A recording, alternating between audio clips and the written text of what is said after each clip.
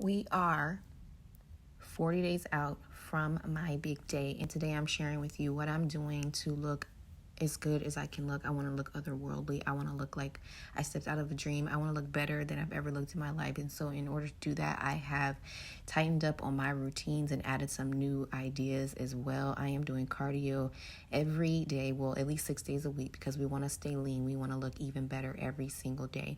I am doing grains overload and protein so that I can keep the muscle that I'm building and lose fat. I'm switching to 0-calorie dressing now. When you read the ingredients, not the best, but there's 0 calories. I don't need any extra calories. A gallon of water a day.